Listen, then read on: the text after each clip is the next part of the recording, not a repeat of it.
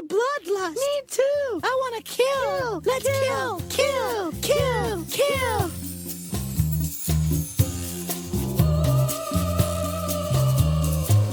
Hello and welcome to The Bloodlust. This is your go-to podcast for classy broads talking horror. This is episode 234 of the program. Tonight we are discussing Cobweb. Or if you're not an idiot, Cobweb. Cobweb. My name's Amy. I'm your fearless leader, joined as always by my lovely and talented co-host Jamie. Hello, friend. What's up, bitches? I have a groundhog in a live trap in my front yard right now, so the dogs are in the room with me. Bodily. Being very well behaved. Right now, so far. That's why they're in here. So if you hear a little tippy taps of nails on wood, I apologize in advance. It might be me too, though. Yeah, Jamie does like a tippy tap when she gets excited. Mm-hmm. So tonight, we're talking about Cobweb. This is another movie that centers around a child, usually fertile ground for horror. And this little boy in this movie has a teacher, excuse me, a little burpee LaRue, a teacher who tries to come to his aid. And so our roundtable question for this evening is, I have Best here, but who's your favorite teacher from a horror movie? Who is your favorite teacher? I did it again. Why? From a horror movie. Jamie. Well, it might seem like an obvious choice just by the title, but it's one of my favorite 90s horror movies, and it's a little something called The Faculty. And one of the teachers from that movie is Famke Jensen. Oh boy. Which, she's a babe. This is very off color, but I wish she'd marry Kay Letourneau me. I mean, it is off color, but I also totally get it. And I don't even swing that way, but she's just a gorgeous individual. And so statuesque. And so statuesque. Also, and intimidating. Salma Hayek is in that as the school nurse. That's right. Robert Patrick is in that as, like, the coach. And I love Robert Patrick. Yeah, and isn't, like, Piper Laurie, too? Yes, Piper Laurie is also in it. I mean, a lot of people are. It's a good cast. Jon Stewart, he's also in it. He's a professor in it, and I love him. Also, it has Elijah Wood. And I think we all know how I feel about Elijah Your little Wood. baby boy. Did you watch Yellow Jackets? You didn't, right? No, I didn't. Oh, he's in that, and he's very funny in it. Is he? Yeah, I think you would like it for him and Christina Ricci. Oh, okay. Okay. What's that on? Showtime. All right. If they have, like, another trial or something, I might check it out. Or Give me free trial stamp. I'll just pirate it. Shh. I don't even care We work in intellectual property, Jamie. I don't give a shit. Stop making your stuff so inaccessible and expensive. I actually tried to download Cobweb because I already rented it once, and it was a $6.99 rental, and I was like, because it wasn't that long ago, but I wanted to refresh my memory. But they took down the place I used to get my torrents, and now I can't find a good one. Oh, I've still been having good luck with Pirates Bay. Really? Mm-hmm. Okay. You just need to check out the, like, torrents subreddit. They always have good links to quality ones. Mm-hmm. That is good to know.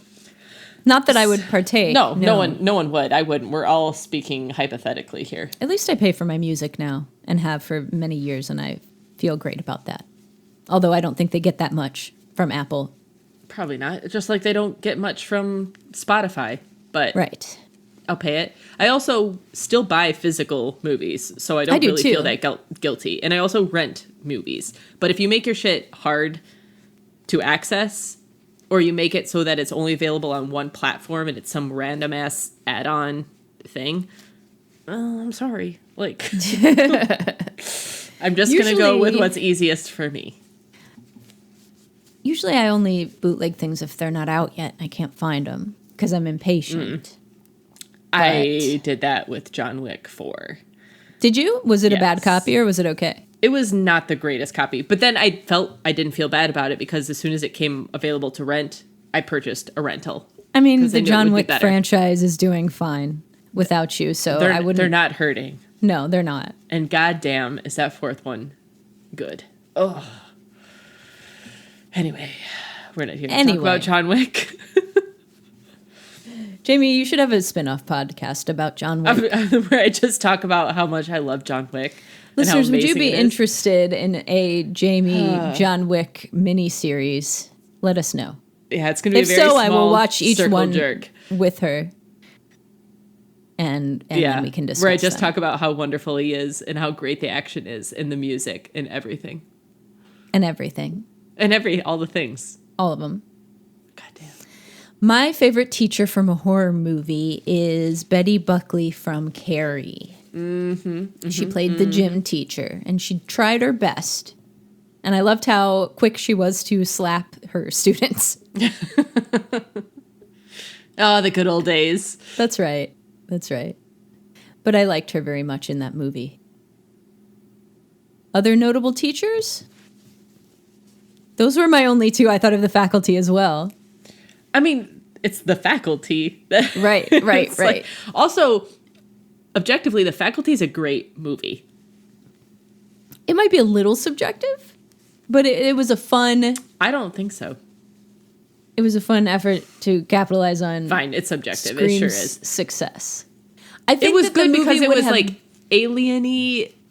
It had a great Invasion of the Bounty Snatchers and kind also of feel like to a it, which really I solid of course love. 90s cast. A really solidly 90s cast. Yes. But I don't know how... I just don't think Josh Hartnett's a very good actor. Well, I used to love Josh Hartnett. And he was in Oppenheimer, and he was great in that. Was he? Yes. I can't imagine Chris... He was like a pretty big role in Oppenheimer. Okay. Claire Duvall. Loved her. Always was loved in The Faculty. Jordan Brewster, nothing really much ever happened with her. She was in that action comedy Debs, which I enjoyed. It was very low budget. I liked it. Okay, I don't know that one. It's a gay movie. I'm going to sneeze. Excuse us. Excuse me. And also Christopher McDonald. Who's that? He's Shooter McGavin from Happy Gilmore. Oh, okay. Yes. Is he in The Faculty? He is in The Faculty. Oh, I haven't seen it in a while. Usher is also in it. That's right. I totally forgot Jon Stewart was in it. And Summer Phoenix. Jon Stewart was also in Half Baked. He was also in... You ever look at a dollar bill on Big Daddy? Big Daddy. Can I just talk about how much I love Jon Stewart? Especially now, like... He's just a cranky old guy now. Yeah, but his takes on political stuff, I'm like, bud, you are so fucking spot on, and you are so We're going to lose more... listeners if you talk about that. I don't care. We do have 2 reviews about how liberal we are. If for you, those who couldn't see what I just did the jerk off motion, and that's how I feel about that. I don't care. Turn it off. We're not talking about that a lot. It's just what it is. But anyways, let's talk about the movie. All right. Listeners, who are your favorite teachers from horror movies? Too liberal. Get fucked. Let us know in the comments if you would. I feel bad I didn't think of a bunch more, but Betty Buckley just jumps out at me.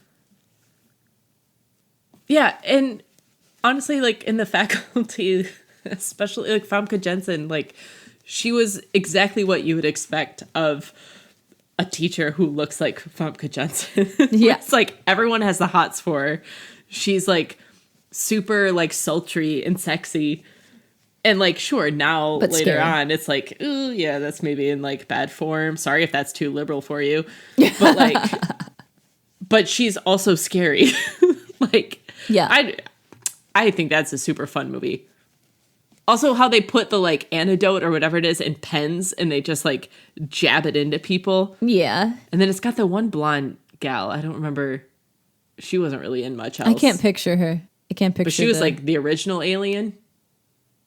Yeah, right. I don't know. It's been a while, but it's one of my faves. I liked it too. Mostly for Famke. Although she's admittedly too much woman for me. I think even though she's my type for a lot of people. She's very much my type as the slightly scary tall. She's just gorgeous. She is. Like, intimidating. I'd like to see how she's aging. I bet she's aging good. I bet she's aging real nice. Well. Superman does good. You're doing well. Yeah, Superman does good. All right, let's talk about Cobweb, huh? All right. Jamie, the stats, if you would. Okay. This here movie is directed by Samuel Bowden, who I don't know. He did a movie or a TV show called Marianne, I think, that was on Netflix. Okay. Which I did hear was good. All right, good to know. I don't have Netflix anymore because fuck them. It was written by Chris Thomas Devlin. It stars Lizzie Kaplan, who I love. Mm-hmm. Anthony Starr, who I also love because he's in The Boys, and that's a great show. He has a mean face. He does a very nice job of playing a mean, unlikable character who happens to have like a likable persona. Like, he's an attractive man who just plays shitty really well. It was like a similar character to what he does in The Boys. But anyways, and Cleopatra Coleman, who we saw in Infinity Pool. She was the girlfriend. Oh, she was. Mm-hmm. I thought she looked familiar. Okay, cool. Anyways, it's rated R. Runtime, 1 hour and 28 minutes. It was released in the July 21st, Whoops, 2023. I'm reading directly from the outline here. On Rotten Tomatoes, it's 59% fresh from critics, 71% audience fresh. That doesn't make sense, but that's audience fresh. Audience fresh. This movie's been compared to The People Under the Stairs and also been called this year's Barbarian. It is about a little boy named Peter. He's the little boy from The Last Voyage of the Demeter. Which so fucking cute, this very little boy. Very cute. Very cute. He's the new Haley Joel Osment. Real cute, yeah. Not quite as good as Haley Joel Osment, but he's very cute. No. And he's very good at looking haunted. He's like a non-irritating version of the little boy from the Babadook. Yeah, okay. That's saying a lot. Peter, well, it wouldn't take that much to be not annoying compared to that kid. He's like 8 years old. He lives with his parents, and they are very overprotective. That's Lizzie Kaplan and Anthony Starr. And they don't let him trick or treat. And he's kept up at night, almost every night, by weird tapping on his walls. And his parents come in and listen and are like, well, I don't hear anything, so you got to stop being so imaginative. And then, little by little, the tapping becomes whispers. And he starts to, as he is pretty lonely, befriend whatever is behind his wall. And there you have the setup of Cobweb. Cobweb. What do you think about those comparisons, Jamie? I mean, I think they're fairly accurate. But, like, I didn't think of them when I watched this. They're accurate in terms of, like, structure. Yes, in terms of structure. I mean, I can see how folks would draw those comparisons. That being said, let me take a step back. I liked this movie. It was weird. It was kind of a roller coaster of, like, how I felt about this. It was maybe a little bit slow at first. I was kind of like, what are they trying to tell me here? Like, just trying to get, because the dynamic of the family, like the parents and the boy, just felt weird in the beginning. So I was like, just trying to understand what that was like. Yeah. And then by the middle, or like the second act, I'd say like, I was into it. I was like, okay, this seems very cool. And I'm very much on board with what's going on. And it's cool, like kind of creepy. It's got some tense moments. Like, I like how the direction is going. I like the cinematography. I like the lighting. And then in the third act, they completely lost me. Like, I thought that was horse shit. So when we get into more spoilers, we can talk more about that. But I think it's hard because it felt almost like in a completely different movie by the end. Or almost that, like, it's one that I wouldn't have been surprised if I saw that this had multiple writers.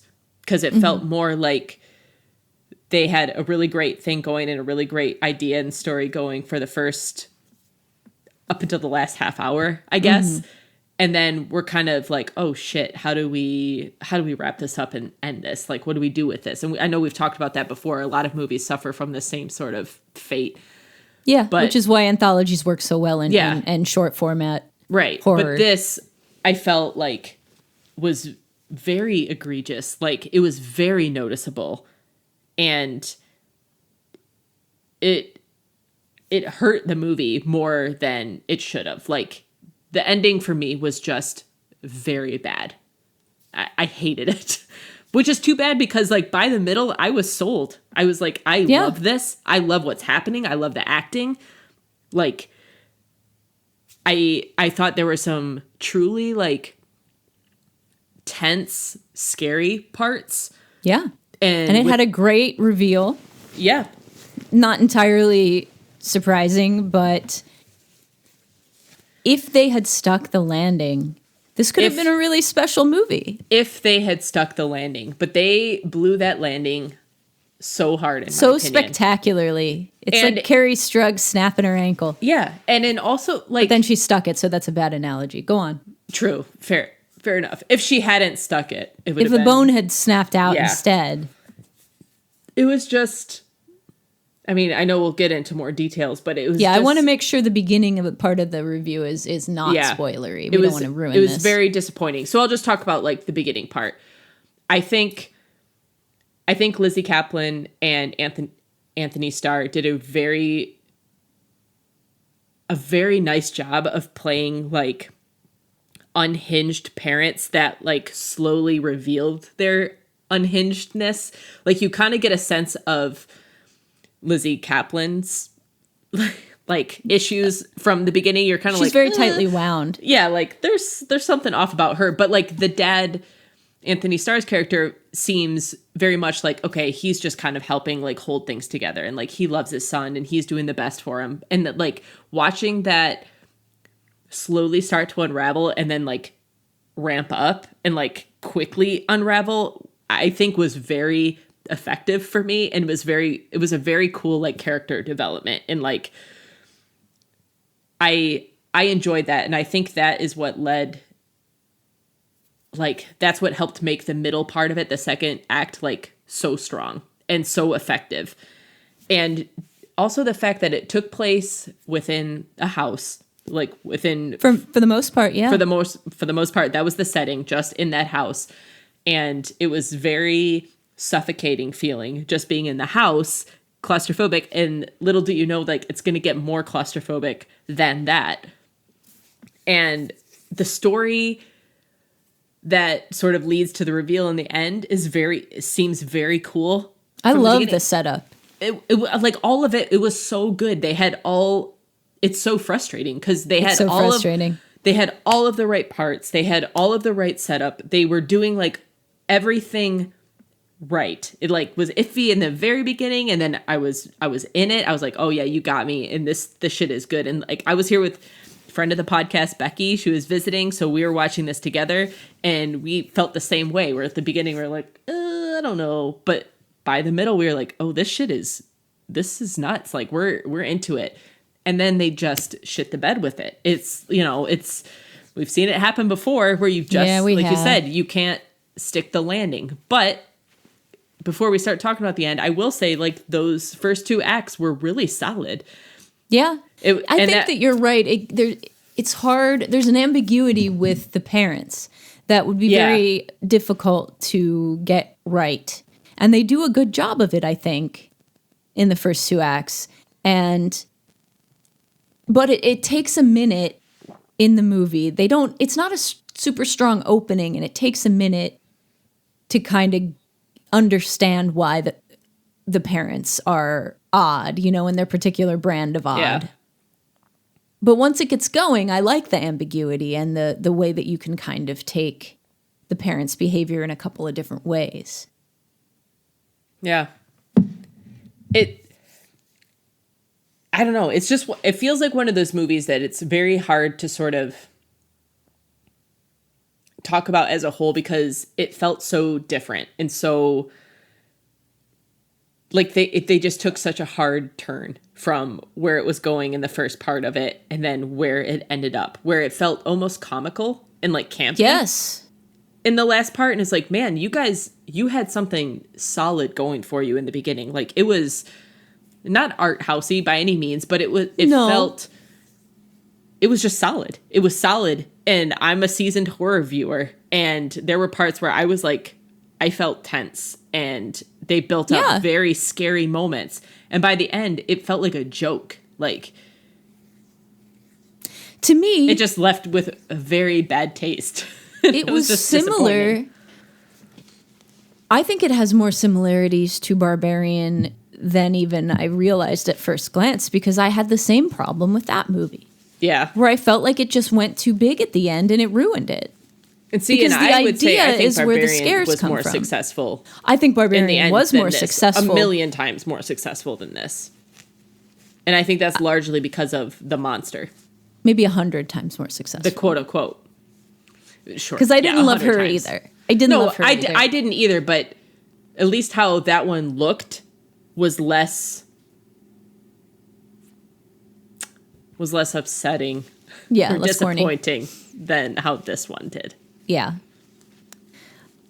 I think that Lizzie Kaplan and Anthony Starr did a good job. I liked their performances. Yeah. They weren't, I was expecting something more like gleefully unhinged, like People Under the Stairs, like Mom and Dad from God. that. And it wouldn't have made, the movie would have been different. It totally would have. It would have ruined the mood. So I liked how they did it. It would have fit the movie if the entire thing was like the end. Felt like the end. Yeah. If they had gone that route for the entire thing, yes, it would have been different. But this movie's success, I mean, the acting is pretty good and the direction is okay for the most part. But the movie's success is in its idea and what a cool idea it is. Yeah. And yeah, I feel like for that reason, this should have been a short. Yeah. Or they just... Or they could have done a better ending. Should have just done better with the ending. We can talk about what we think what I would have liked to see.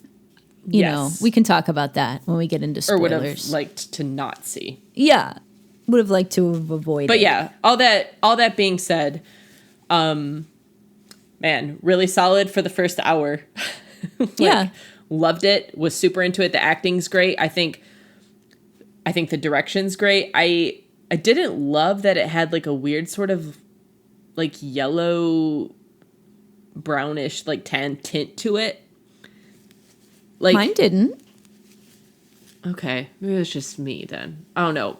Maybe it was because we had edibles before we watched it, and maybe it was just stoned. But like the way that it looked was kind of weird, but I liked it. I liked the setting of it. I thought the acting was great. I thought the concept was really cool.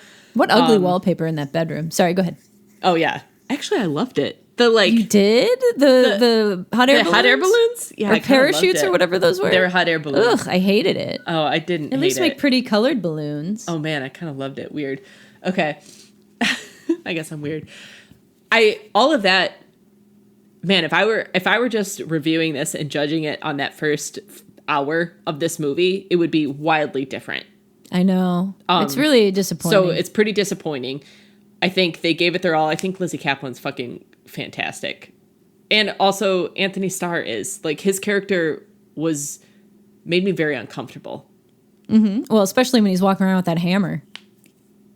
And just like how quickly he goes from being, okay, you're the stable parent who's kind of like holding things together and you're nice and like loving, to like on a dime snapping and being like, oh, you're fucked up. Like, everyone's tiptoeing around you. That, like, he did that sort of effortlessly, and honestly, that's similar to his character that he plays in The Boys, so I was kind of happy to see him in a role that's not The Boys, but similar. That being said, I would recommend this because I think that first hour is a solid movie, and I think it's worth watching. It's not terrible. It's not the worst movie I've ever seen, but it was incredibly disappointing. Like, it's very disappointing. It is not satisfying to me, and I don't think necessarily everyone would is going to be as disappointed with it as maybe we are. I don't know. I mean, the reviews, I guess the audience reviews were not bad. They're not. And that's the thing. Like, critics are lower, which I would expect because, sure. But audience isn't. So there's obviously an audience for this. Folks are liking it. So if you're not as critical, you don't watch as many, and that sort of hard switch at the end isn't going to bother you, then you probably will like this. So it's weird because it's definitely a movie I would still recommend to people to watch because I think it's worth watching because the majority of it is cool and interesting. There's just a slight chance that you're going to fall into the camp where the last act is horseshit.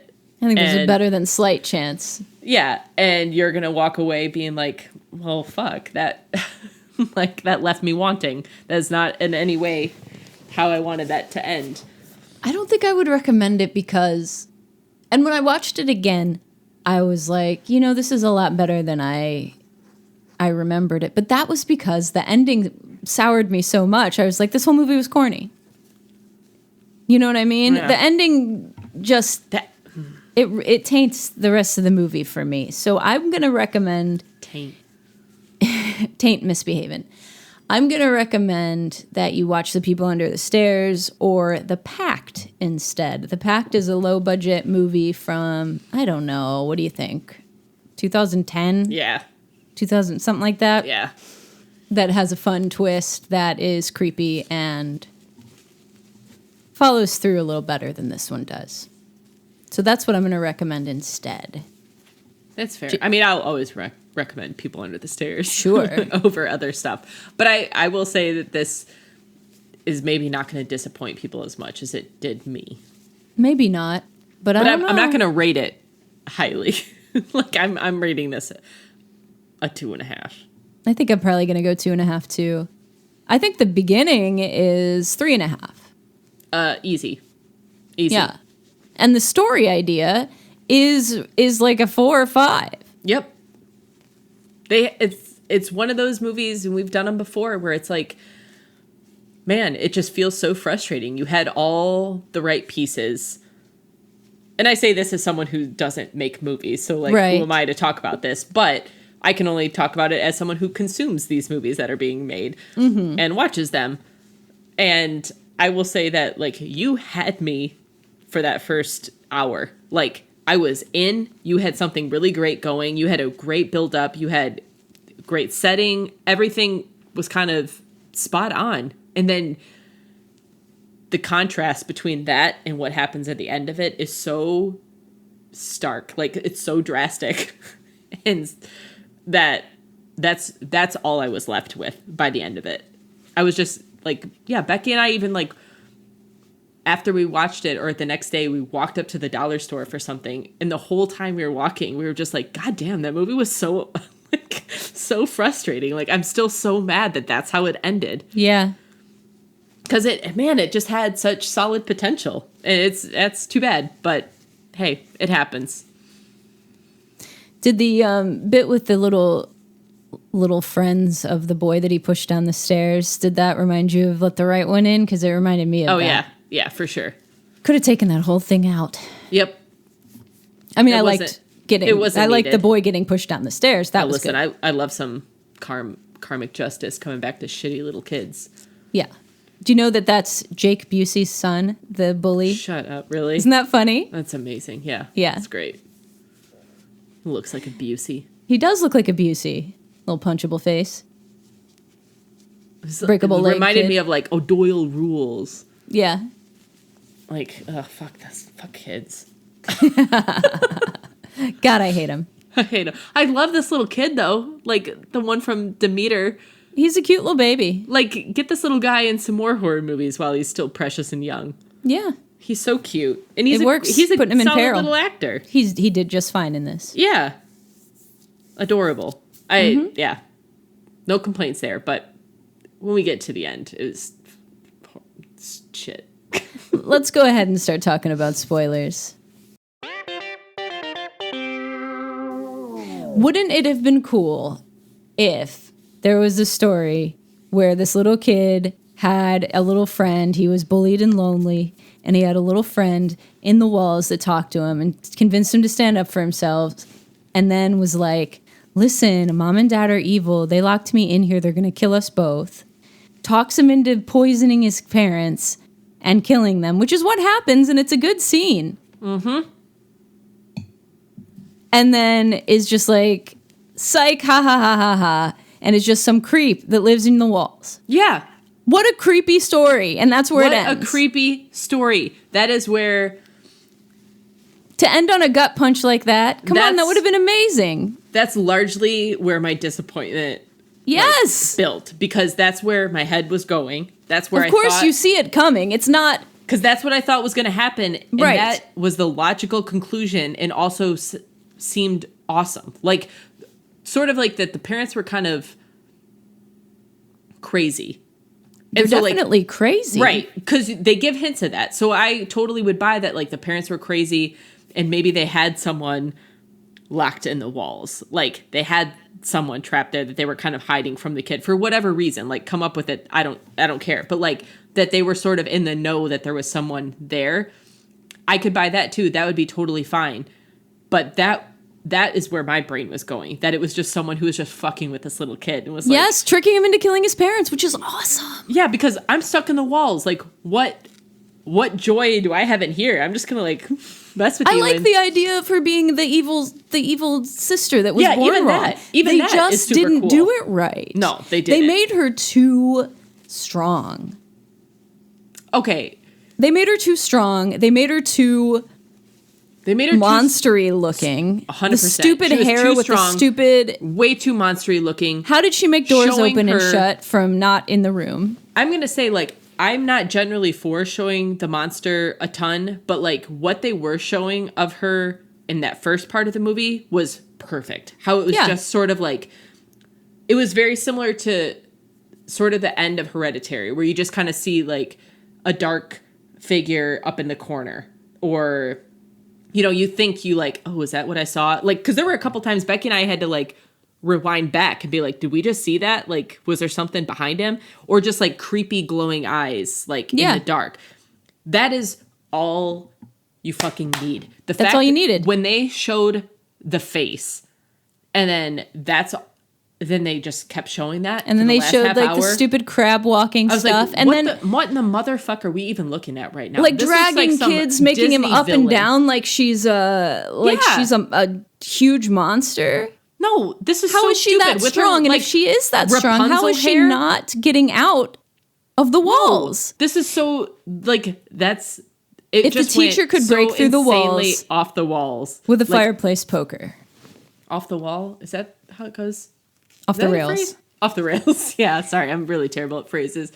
But like that was what I was feeling for the last half hour of this movie. I was just so insanely frustrated with everything that was coming up. And every time it showed her stupid fucking face and like it looked too reminiscent of the sort of remake of Alice in Wonderland of the Cheshire Cat. Yeah, it did. Which, in Alice in Wonderland, the Cheshire Cat was legit creepy. It works for that. It works for that character. But trying to put that on this character, it did not work. And none of what you built up about this character, this monster, fit with what you were showing in the last half hour at all.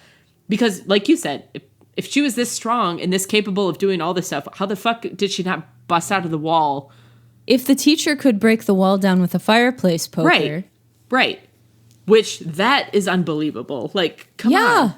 I know it's an old shitty house, but come on. It's going to cost $1 million to heat that house because you clearly have, like, zero insulation. And, like what's happened? Oh, it was so... I hated it. And then I hated at the very end... when it's like the voiceover exposition where they're just kind of like, oh my God, how do we end this? Well, let's just have her tell the story of like how she got in there and why she's going to be with him forever. And it was like, this doesn't even fucking make sense. Like So, like, the thought of her, like, the idea of her is going to be in his mind you forever. Can get rid of me. I'll be trapped here forever, but I'm going to haunt your mind. Yeah, like, well, darn. I'll get bitch, therapy. You're not. Like, right. I'm just going to not think of you. I hated the end so much. The end is really bad, so guys. much. It was so drastically different than the rest of this movie. That's why I almost expected there to be 2 different writers. Like, I expected someone else to have a hand in what happened in the end. Because it did not feel like the beginning at all. This was on, like, the yearly screenplay blacklist, the one with, really? like, all the best unmade screenplays. Mm-hmm. It's because the premise is so goddamn good. But it seemed like somebody meddled with this. Yeah. 100%. Which, who knows? Maybe they did. Or maybe it's just an example of somebody who they couldn't make the ending. They didn't know what to do. If you would have just had the monstrous whatever and not shown it at all, just shown it in little snippets the way it did and have it run out of the house laughing afterwards. And all along, the parents were trying to protect him from this monster that was mysteriously locked. That would have been so cool. I think it seems more likely that it's a great premise, a great screenplay, that sort of thing. They just didn't know what to do with the ending of it. And they... Spectacularly so. Right. And they instead fell back to, like, default mode of, like, well, let's try to make a scary looking monster. And let's add some punk kids to come get killed. And when she pulls him under the piano and just blood flies out, like, what the fuck was that? What the fuck is that? Like, what happened? Like, did she smush them? Why did she do that to everybody? Why has she been hiding in the walls this whole time? Why not bust out and smush everybody else? Yeah. Like, it just doesn't make sense. It's so crazy. It felt, I hate when we see these kinds of movies because it's so frustrating when it feels like 2 completely different movies.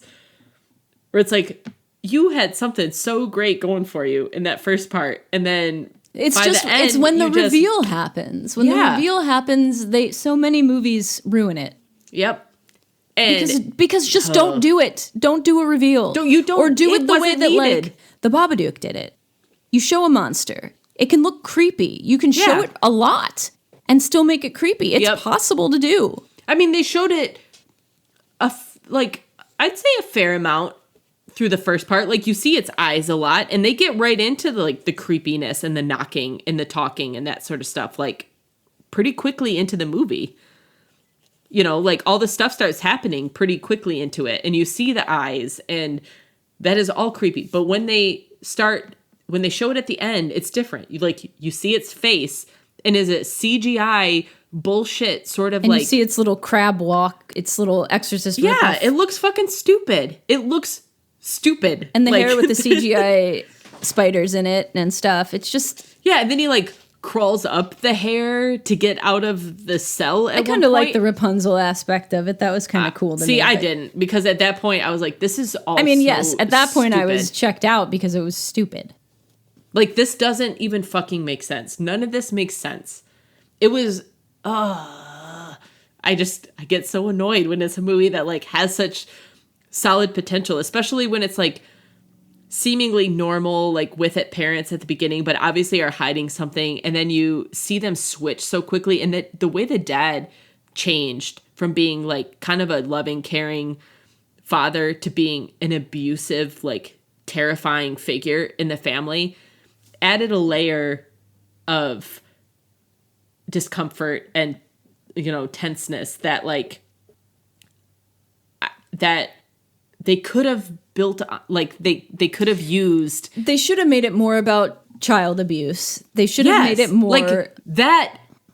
That is a real horror. You could have used that, and you could have kept that going. Use that the theme teacher going more. That's a good actress. 100%. I thought that they did a fine job. But then you went campy with it. Yeah. And it was shit. It was just shit. The end was shit. So say we all. Yeah. Yeah. So say we all. So that's what we think about Cobweb. Yep. A real bummer. If you disagree, let us know. How would you like to have ended it, if not like that? I think maybe have her kill the teacher. Make it enough so that the kid realizes that she was bad and that she was tricking him to let her out. And have her kill the teacher and then run off into the night and have kids trick-or-treating showing that there's about and to that be a, it. Don't show her. Don't show her as much. Don't make her look like how they made her look, because it was, like I said, it looked like she looked like a Wanaverse monster, like somebody from. It looked shitty. It looked like someone just threw it together. These weird, like, fucking Wanaverse looking eyes. It was, oh my God, it was so bad. But yeah, so do something like that. You don't give me that voiceover exposition about the story. Don't give me this, I'm going to be with you everywhere you go, blah, blah, blah. Like, what the fuck was that? What was that? That was so dumb. That was so cheesy. Yeah. Yes, kill the parents, kill the teacher, bust out of the house, and take off. And then show the trick-or-treaters. And you're free. Unsuspecting trick-or-treaters. Her only motivation in that entire movie should have just been to get out. Free.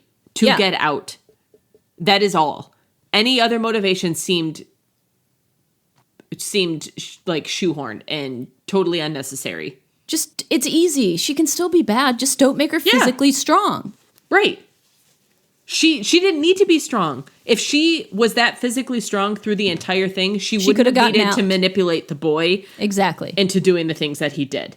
But she had to. You already established that. So you're establishing that she is at least, like, manipulative and intelligent. So what? She could have gotten out all this time. She just wanted to do this, like, for shits and giggles. She waited this whole time until this boy was, like, her brother was at a certain age, and then she felt, okay, now it's appropriate for me to start talking to him. Like, no, none of that fucking makes sense. All they had to do was stretch out the stuff at the beginning with the tapping. Yep. There's plenty of opportunity for creepiness there. Yep. Stretch the middle out with are the parents abusive or not? Yep. And the whispering, and then make the end.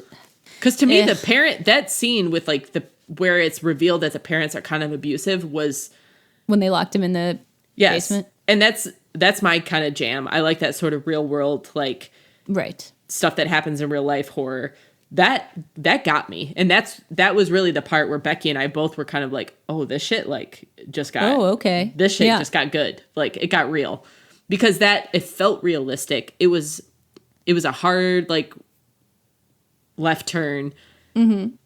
But it didn't feel unrealistic to, like, what had been happening in the story already. Like, there were already sort of hints of that, like, that could be the case. And then when that part was revealed where, like, oh, he gets expelled from school, so you lock him in the basement, like, with nothing. And it was just so, like, normal. Like, they all were, and that's where I think, like, Lizzie Kaplan did a really nice job in this, because she very much seemed like a battered or troubled wife, where it's like, I've been through this before, and, like, it's okay, just go down there, like, you deserve this, and this is what's best for you, sort of thing. And that, to me, that is a million times more effective than that bullshit that you pull, like, that you show at the end. Yeah. So build on that. That's where you've got something real. That's where you've got some, like, real terror. And it's too bad. Yeah, it's a bummer. Yeah, it is. Not recommend. Well, you recommend, but I do, because the majority of it is good, and I think worth watching.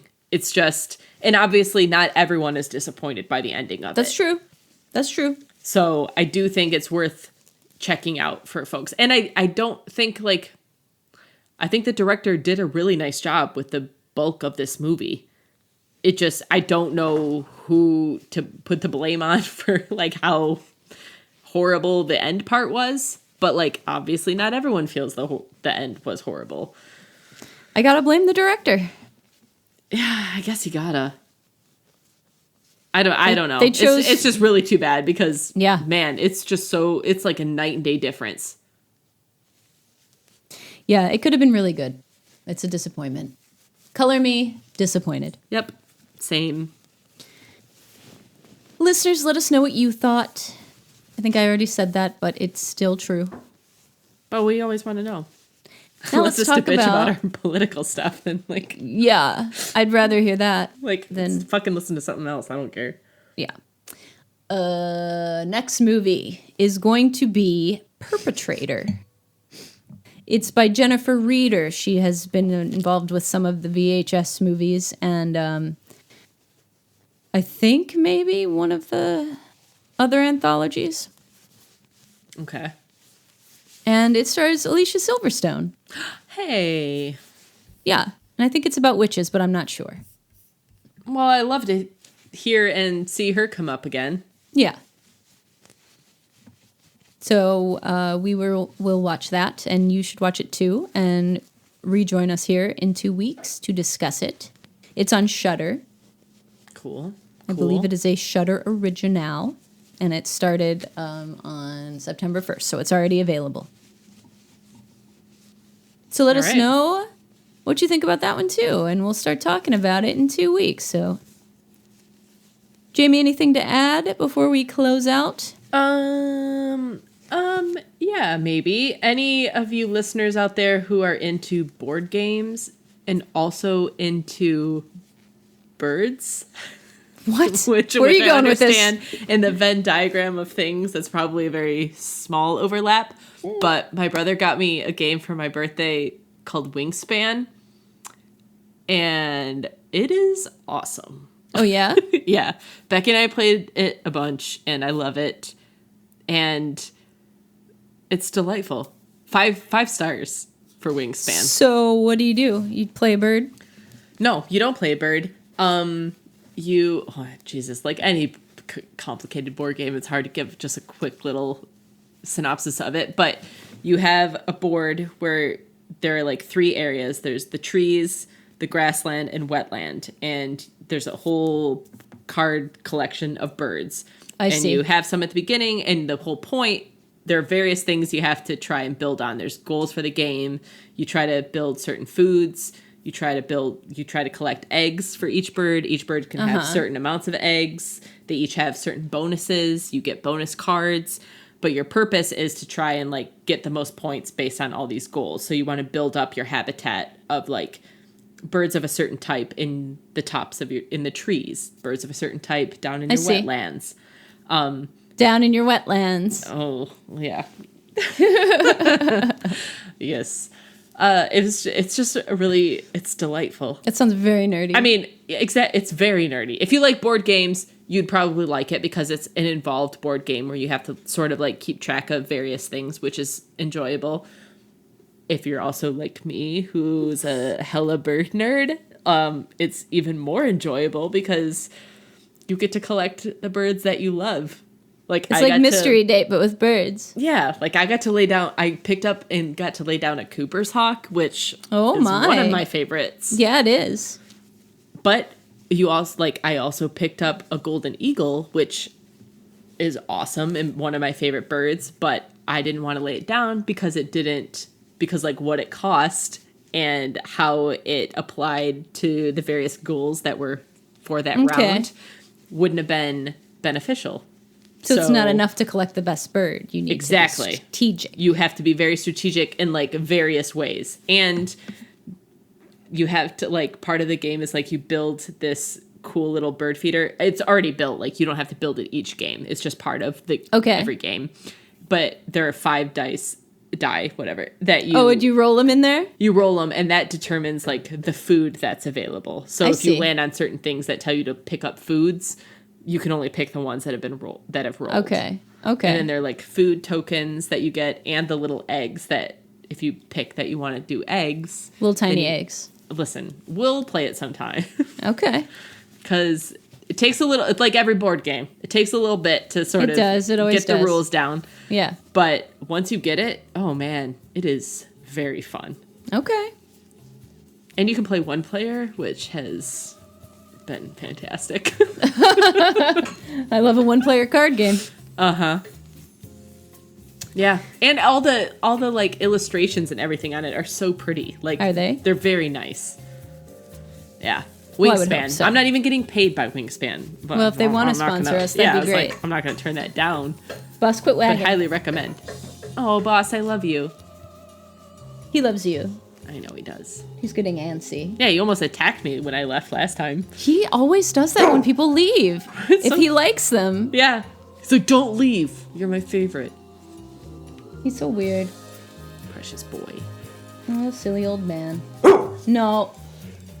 We're wrapping it up, Bus, I promise.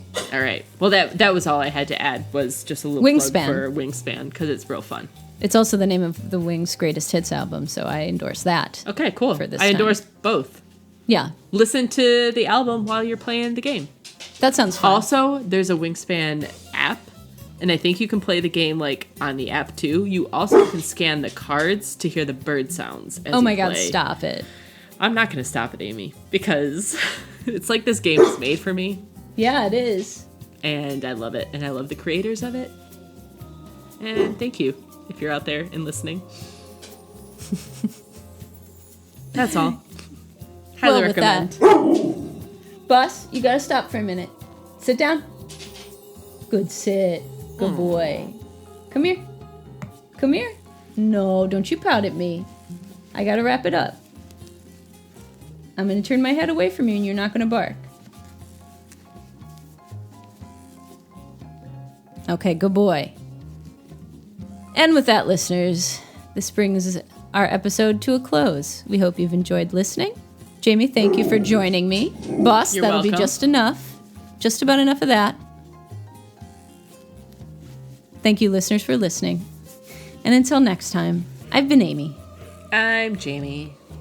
And Boss and Barbie. And Boston Burby. Boss and Barbie. Boss and Barbie. Boss and Barbie. Barbie.